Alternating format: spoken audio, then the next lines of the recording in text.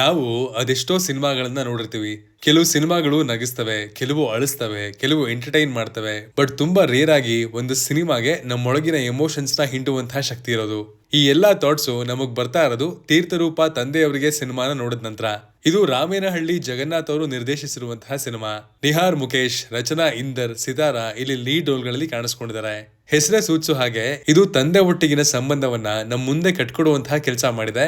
And cinema team ಅವರು ಆಯೋಜನೆ ಮಾಡಿದಂತಹ ಶೋನಲ್ಲಿ ಈ ಸಿನಿಮಾ ನೋಡಿದ ನಮ್ಗೆ ಏನೆಲ್ಲ ಇಷ್ಟ ಆಯ್ತು, ಏನೆಲ್ಲ ಕಷ್ಟ ಆಯ್ತು ಎಲ್ಲವನ್ನ ಈ ರಿವ್ಯೂ ಹೇಳ್ತೀನಿ, ಬನ್ನಿ ನೋಡ್ಕೊಂಬರೋಣ. ಹಾಯ್ ಎಲ್ರಿಗೂ ನಮಸ್ಕಾರ ಅಂಡ್ ವೆಲ್ಕಮ್ ಟು ಖಡಕ್ ಸಿನಿಮಾ. ನಾವು ಮಾಡುವಂತಹ ಕಂಟೆಂಟ್ಗಳು ನಿಮ್ಗೆ ಇಷ್ಟ ಆಗೋದಾದ್ರೆ ಮಾತ್ರ ನಮ್ಮ ಚಾನಲ್ ಅನ್ನ ಸಬ್ಸ್ಕ್ರೈಬ್ ಮಾಡ್ಕೊಳ್ಳಿ. ಇಲ್ಲಿ ನಮ್ಮ ಮುಖ್ಯ ಪಾತ್ರಧಾರಿಯ ಹೆಸರು ಪೃಥ್ವಿ ಸಂಚಾರಿ. ಟ್ರಾವೆಲ್ ಲಾಗ್ ಮಾಡ್ತಾ ಮಾಡ್ತಾ ಖ್ಯಾತಿಯನ್ನ ಪಡೆದಿದ್ದಾನೆ. ಬಟ್ ಇವನ ಲೈಫ್ ಟೋಟಲಿ ಇನ್ಕಂಪ್ಲೀಟ್. ತಂದೆ ಚಿಕ್ಕ ವಯಸ್ಸಲ್ಲೇ ಬಿಟ್ಟು ಹೋಗಿದ್ದಾರೆ, ಅಮ್ಮ ಇನ್ನೊಬ್ರ ಜೊತೆಗೆ ಸಂಬಂಧ ಬೆಳೆಸ್ಕೊಂಡಿದ್ದಾರೆ. ಈ ಎರಡು ಆಸ್ಪೆಕ್ಟ್ಸ್ ಗಳು ಅವನು ಬದುಕುವಂತಹ ವಿಧಾನವನ್ನೇ ಕಂಪ್ಲೀಟ್ಲಿ ಬದಲಾಯಿಸಿದೆ. ಅವ್ರ ತಂದೆ ಬಿಟ್ಟು ಹೋಗೋದಕ್ಕೆ ಏನ್ ಕಾರಣ, ಅಮ್ಮನನ್ನ ದ್ವೇಷದಿಂದ ನೋಡುವಂತಹ ಇವನಿಗೆ ಲೈಫ್ ಒಂದು ಸೆಕೆಂಡ್ ಚಾನ್ಸ್ ಕೊಟ್ಟಾಗ ಇವನ ಬದುಕು ಕಲರ್ಫುಲ್ ಆಯ್ತಾ ಇಲ್ವಾ ಅನ್ನೋದೇ ಸಿನಿಮಾದ ಪ್ಲಾಟ್. ಸಿನಿಮಾ ಇಡೀ ಕಾನ್ಸ್ಟೆಂಟ್ ಆಗಿ ಇಂಪ್ರೆಸ್ ಮಾಡಿದಂತಹ ಫ್ಯಾಕ್ಟರ್ ಅಂದ್ರೆ ಅದು ಇಲ್ಲಿನ ಸಿನಿಮಾಟೋಗ್ರಫಿ ಮತ್ತು ಪ್ರೊಡಕ್ಷನ್ ವ್ಯಾಲ್ಯೂಸ್. ಮೂಡಿಗೆರೆ ಭಾಗದ ಪ್ರಕೃತಿಯನ್ನ ತೋರಿಸಿರುವಂತಹ ರೀತಿ. ಸಿನಿಮಾ ಕೇರಳ, ನಾರ್ತ್ ಈಸ್ಟ್ ಈ ಎಲ್ಲಾ ಕಡೆಗೂ ಶಿಫ್ಟ್ ಆದಾಗ ಅಲ್ಲಿ ಬರುವಂತಹ ಫ್ರೇಮ್ಸ್, ಅಲ್ಲಿದ್ದಂತಹ ಡೀಟೇಲಿಂಗು ಬ್ರಿಲಿಯಂಟ್ ಆಗಿದ್ವು. ಎಷ್ಟೋ ಜನ ನೂರಾರು ಕೋಟಿ ಸುರಿದು ಕ್ರಿಯೇಟ್ ಮಾಡಿರುವಂತಹ ವಿಜುವಲ್ ಕ್ವಾಲಿಟಿನ ಈ ಸಿನಿಮಾ ಟಕ್ಕರ್ ಕೊಡುತ್ತೆ ಅಂದ್ರೆ ತಪ್ಪಾಗಲ್ಲ. ಸಣ್ಣ ಸಣ್ಣ ಸೀಕ್ವೆನ್ಸ್ ಗಳಲ್ಲೂ ಸಿನಿಮಾಟೋಗ್ರಫರ್ ದೀಪಕ್ ಯರಗೆರ ಅವರಿಗೊಂದು ದೊಡ್ಡ ಅಪ್ರಿಸಿಯೇಷನ್ ಬರಲೇಬೇಕು.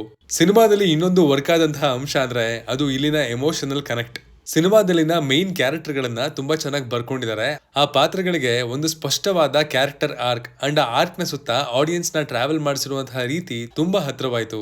ಸಿನಿಮಾದ ಮೊದಲನೇ ಅರ್ಧ ಪಾತ್ರಗಳ ಪರಿಚಯಕ್ಕೆ ಅಥವಾ ಫಿಲ್ಲರ್ಸ್ ನ ತುಂಬಿಸೋದಕ್ಕೆ ಮಾತ್ರ ಸೀಮಿತವಾಗಿರದೆ ಸ್ಟೋರಿಯನ್ನ ಚೆನ್ನಾಗಿ ಟ್ರಾವೆಲ್ ಆಗುವಂತಹ ರೀತಿ ನೋಡ್ಕೊಂಡಿದ್ದಾರೆ. ಸೀನ್ ಟು ಸೀನ್ ಕಥೆಯ ಆಳಕ್ಕೆ ನಾವು ಹಿಡಿತಾ ಹೋಗ್ತೀವಿ. ಅಂಡ್ ಇಂಟರ್ವೆಲ್ ಅಲ್ಲಿ ಬರುವಂತಹ ಬ್ಯಾಂಕ್ ಕೂಡ ಚೆನ್ನಾಗಿತ್ತು. ಸಿನಿಮಾದಲ್ಲಿ ಇವರು ಸೆಟಲ್ ಆಗಿ ಕೊಟ್ಟಿರುವಂತಹ ಮೆಸೇಜ್ ಕೂಡ ನಮಗಿಷ್ಟ ಆಯ್ತು. ಮನುಷ್ಯರಿಗೆ ಪಾಸಿಟಿವಿಟಿ ಅನ್ನೋದು ಎಷ್ಟು ಮುಖ್ಯ, ಮನುಷ್ಯರಾಗಿ ನಾವು ಹೇಗಿರ್ಬೇಕು ಅಂಡ್ ಮೋಸ್ಟ್ ಇಂಪಾರ್ಟೆಂಟ್ಲಿ ಯಾವುದಕ್ಕೆ ನಾವು ಸಖತ್ ಹೆದರ್ಕೋತೀವೋ ಅದನ್ನ ಚೇಸ್ ಮಾಡ್ಕೊಂಡು ಹೋದ್ರೆ ಜೀವನ ಎಷ್ಟು ಅದ್ಭುತವಾಗಿ ಬದಲಾಗುತ್ತೆ ಅನ್ನೋದನ್ನ ತುಂಬಾ ಮೆಚೂರ್ಡ್ ಆಗಿ ತೋರಿಸಿದ್ದಾರೆ ಇಲ್ಲಿ. ಮೊದಲನೇ ಅರ್ಧದಲ್ಲಿ ಬರುವಂತಹ ಕಾಮಿಡಿ ವರ್ಕ್ ಆಗಿದೆ ಅಂಡ್ ಲವ್ ಆಂಗಲ್ ಗೆ ಕೊಟ್ಟಿರುವಂತಹ ಸಮಯ, ಆ ಆಂಗಲ್ ನ ಪ್ರೆಸೆಂಟ್ ಮಾಡಿರುವಂತಹ ರೀತಿ ಚೆನ್ನಾಗಿತ್ತು. ಇಲ್ಲಿನ BGM ಸಖತ್ ಕ್ಯಾಚಿ ಆಗಿದೆ.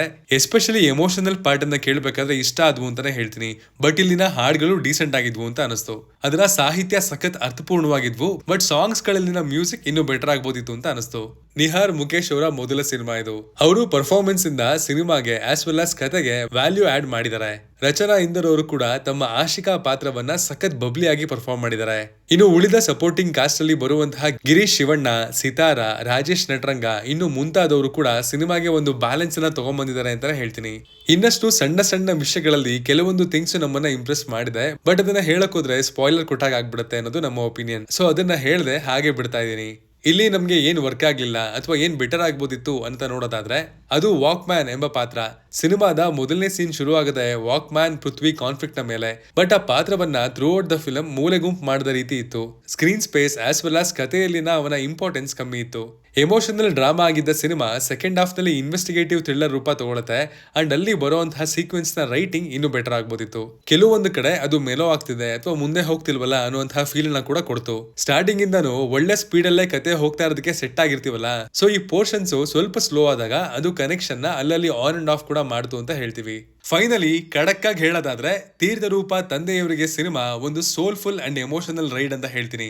ತಮ್ಮೊಳಗಿನ ಮೆಸೇಜಸ್ ನ ಪಾಠದ ರೀತಿ ಬೋಧಿಸ್ದೆ, ಒಳ್ಳೆ ಸೀಕ್ವೆನ್ಸಸ್ ನ ಕಥೆಯ ಸುತ್ತ ಪೋಣಿಸಿ ಒಳ್ಳೆ ಎಂಗೇಜಿಂಗ್ ಮೂವಿನ ತಂಡ ಕೊಟ್ಟಿದೆ. ಅಂಡ್ ಈ ಜಾನರ್ ನ ಸಿನಿಮಾಗಳು ಕನ್ನಡದಲ್ಲಿ ಗೆಲ್ಲಬೇಕು. ಆಗ ಮಾತ್ರ ಮುಂಬರುವಂತಹ ಜನರೇಷನ್ ನ ಫಿಲ್ಮ್ ಮೇಕರ್ಸ್ ಗೆ ಅದು ಈ ತರದ ಸಬ್ಜೆಕ್ಟ್ಸ್ ನ ತಗೊಳ್ಳೋದಕ್ಕೆ ಮೋಟಿವೇಟ್ ಮಾಡೋದು ಅಂತ ಹೇಳ್ತೀನಿ. ಇದಾಗಿತ್ತು ತೀರ್ಥರೂಪ ತಂದೆಯವರಿಗೆ ಸಿನಿಮಾದ ರಿವ್ಯೂ. ಅಂಡ್ ಅಫ್ ಕೋರ್ಸ್ ಮರ್ತಿದ್ದೆ, ಇದೊಂದು ಫ್ಯಾಮಿಲಿ ವಾಚ್. ಖಂಡಿತ ಫ್ಯಾಮಿಲಿ ಜೊತೆಗೆ ಕೂತು ಈ ಸಿನಿಮಾವನ್ನ ನೀವು ನೋಡಬಹುದು. ಹೊಸ ವರ್ಷಕ್ಕೆ ಒಂದು ಹೊಸ ಕನ್ನಡದ ಸಿನಿಮಾ, ಒಂದು ಒಳ್ಳೆಯ ಕನ್ನಡದ ಸಿನಿಮಾ ಅಂತ ಹೇಳ್ತಾ ಈ ರಿವ್ಯೂನ ಮುಗಿಸ್ತಾ ಇದೀನಿ. ನೀವೇನಾದ್ರೂ ಸಿನಿಮಾ ನೋಡಿದ್ರೆ ನಿಮ್ಗೆ ಹೇಗೆ ಅನ್ನಿಸ್ತು ಅನ್ನೋದನ್ನ ಕಮೆಂಟ್ ಮಾಡಿ ತಿಳಿಸಿ. Signing off, Manu.